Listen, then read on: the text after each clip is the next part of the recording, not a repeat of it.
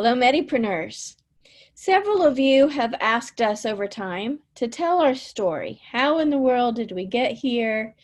Why and how did Medipreneurs come into being? So we wanted to take this opportunity and give you some of our backstory. So Sue, I'm going to ask you to go first. And let's go way back and tell us, why did you even choose to become a pharmacist? Honestly, the only reason I chose to become a pharmacist, I loved science, I loved math, I loved chemistry, and a pharmacist came to my high school and talked about it, and I identified with it. I hadn't really thought about my future prior to that. Everything that I had wanted to do, I was told no. I wanted to be an airline pilot, but I had terrible eyesight, and I wanted to be a truck driver. Yeah, well, I like it. my parents didn't encourage that. So when this came along and she came to our school, I thought that really clicked. So. And when you went to pharmacy school, what type of practice did you envision at the start? I loved retail, and that was my goal. I wanted to be a retail pharmacist. I worked for a big box chain through college, and then got a job with a different retail chain once I graduated. And I just loved that. I loved the relationships with the people. Mm-hmm. I loved taking care of them. And I have to preface this by saying it was before we had cash registers in the pharmacy. I remember we have computers, but no cash registers back there. Yeah. Good day. At what point did marriage and family come into the picture for you? So I graduated from pharmacy school and got married 3 months later. And then we had our first child 2 years later after that. And then we just kept having babies. We had 4 kids in 5.5 years. You had some busy seasons. We did. It's paying off now. I know this story, but will you kind of briefly share how you and Ted have made this work? Because I know we have a lot of parents that end up joining and talking with us at Medipreneurs. Yes. So Ted actually graduated maybe a year after I did with an electrical engineering degree, but the market was flooded, kind of like pharmacy is now. And he'd been working at UPS and had full benefits working part-time. And so what we ended up doing, he just stayed there, took care of the kids during the day. And then I worked during the day. I had transitioned from retail because the assistant dean at the College of Pharmacy had recommended me for long-term care. So I was working 8 to 4:30 regular hours. And then we would meet in the parking lot at UPS and switch cars. And then I would have the kids. And we did that for 20 years. So. Wow. I just love how everyone has their ways that they figure things out and make them work for their family. Right. Yes. So what were some of the events that led to you even thinking about an entrepreneurial kind of practice? Well, it just kind of happened. I wasn't happy with how I was taking care of the ability to take care of patients the way I wanted to. Mm-hmm. And I could definitely envision it happening. I remember talking to my dad back in pharmacy school and saying, I want to work with physicians and make sure patients are on the right medicine. And we were going to actually open my own pharmacy. And that was my goal for a while. But he passed away suddenly when I was 27. And he had worked hard his whole life. And I found myself doing the same thing. And I thought, well, what happens if I drop over tomorrow? Is this all worth it? Are they going to just replace me with somebody else and send flowers to my family? Maybe a tree if I'm really nice.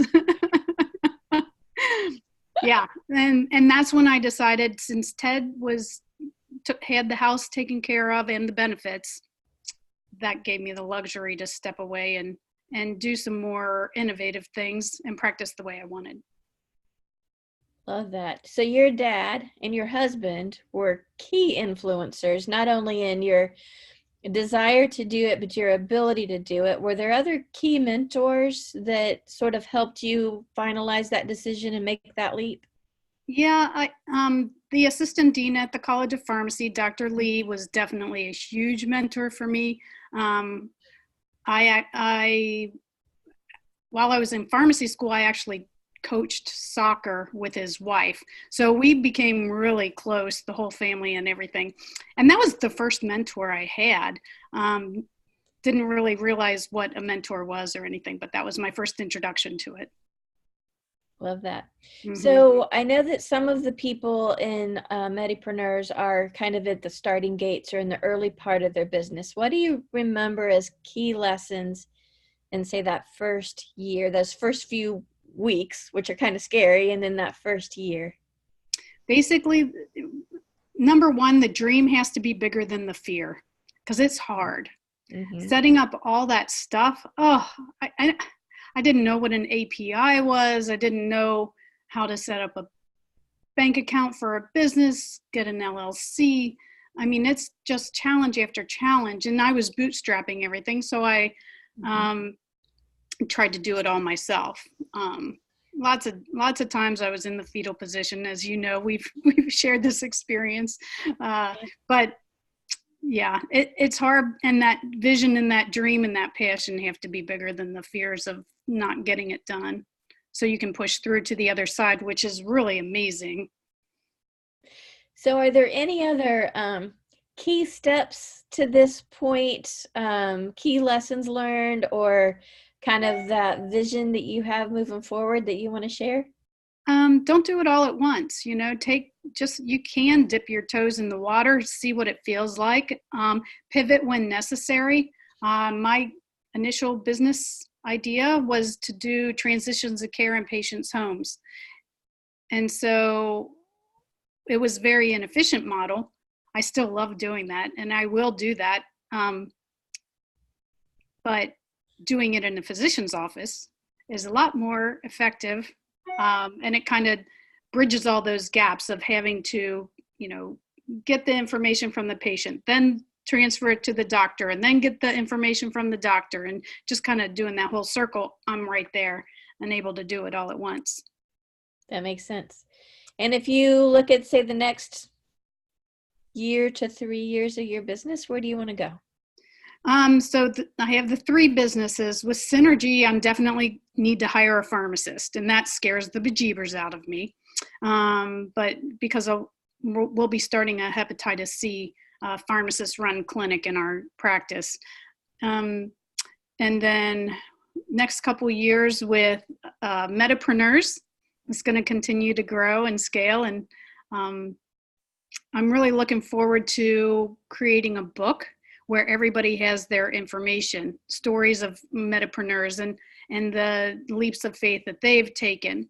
And then for PGX 101, I really do see that continuing to grow, and just educating more pharmacists. And then what I'd love to be able to do, and I think we're almost there, is offer them opportunities nationally to be able to do pharmacogenomic consults. That's exciting. Yeah, it is.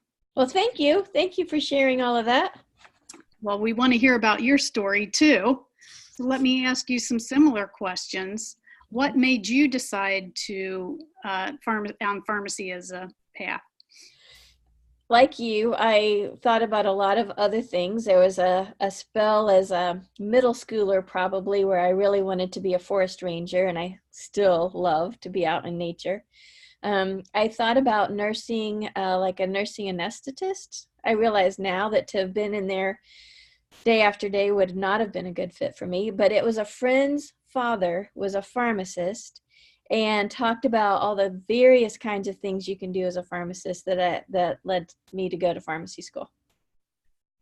Oh, and awesome. I should put in, this is weird, but I originally went to pharmacy school to get my PhD in pharmacology and do electrophoresis research on the space station.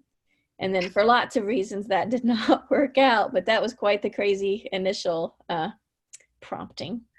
So what made you pivot in pharmacy school to what you're doing? What was your dream then? Once I pivoted to being a pharmacist rather than the PhD, I really had a fascination with kids and oncology.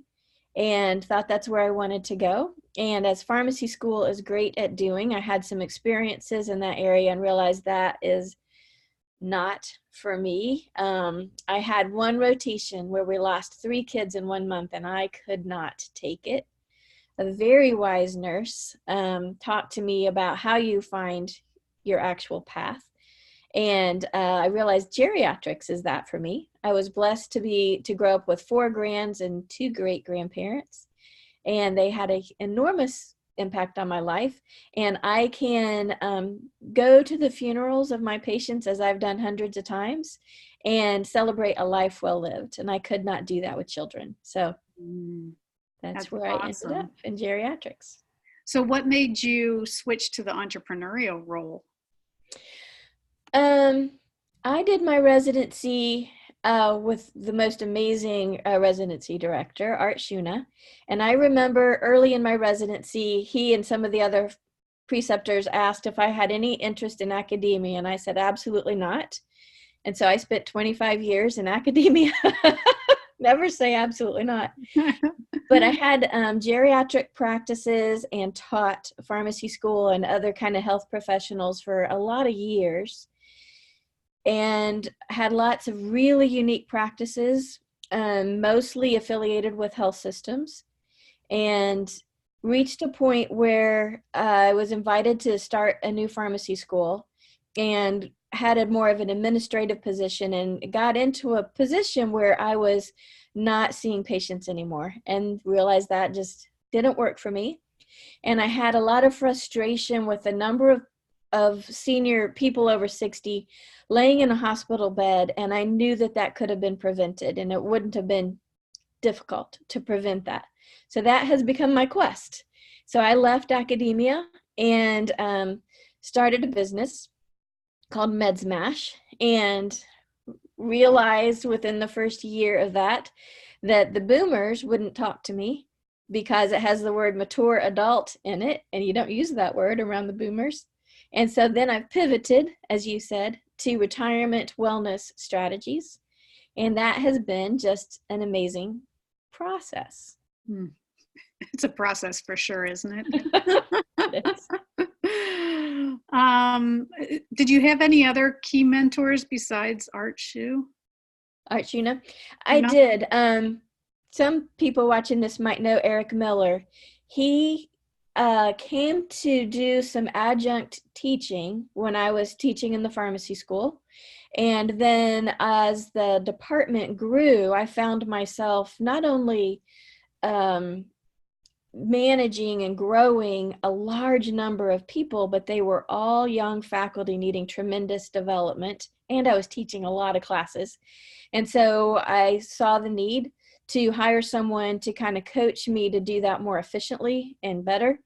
And interviewed a lot of people. And Eric ended up being a great help to me in all of that.